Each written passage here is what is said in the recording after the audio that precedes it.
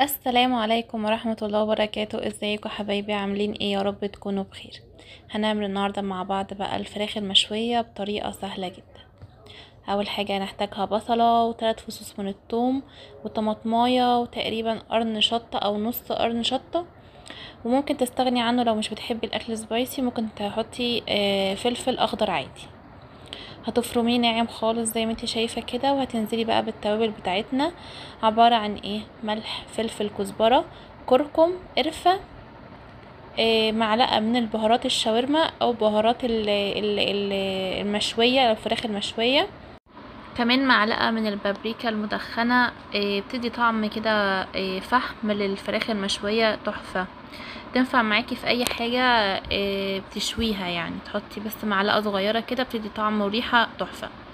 هتحطي كمان عصير ليمون، ليمونة كده، ومعلقة كبيرة من الخل، بس كده. اول حاجة بقى هنجيب بقى الفراخ بتاعتنا، هنحط بقى الخلطة دي تحت الجلد وفوق الجلد ومن وش ومن ورا وكل حاجة، لحد يعني ما تحس انها خلاص يعني دخلت في كل الفراخ كلها. طيب التوابل دي قد ايه؟ انا على نص فرخة اللي انا عاملاها حاطة معالق صغيرة بس، معالق صغيرة من الملح والفلفل والبابريكا والكركم والقرفة، وكمان بهارات الفراخ المشوية او بهارات الشاورما، والكزبرة كمان. تمام، احنا كده تبلناها، هنسيبها لمدة ساعة، وبعد الساعة هنيجي تاني نحط عليها كوباية من المية ونغليها على النار من فوق لمدة ربع ساعة. هتقلبيها من الوش ده للوش ده، تاخد ربع ساعة كده غليان على النار من فوق، وبعد كده تكوني مسخنة الفرن على درجة 200. هتدخليها بقى على الشبكة لحد بقى لما تاخد لحد ما تستوي تماما معاكي.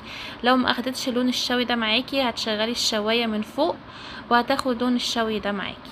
تمام. هتحطي بقى فحمية كده عليها شوية من الزيت، وتغطي عليها كويس لحد كده اما تلاقي ايه اتشربت ريحة الدخان من الفحم. وبألف هنا وشفا. لو وصلتوا لحد هنا ما تنسوش تحطوا لايك وسبسكرايب. شكرا.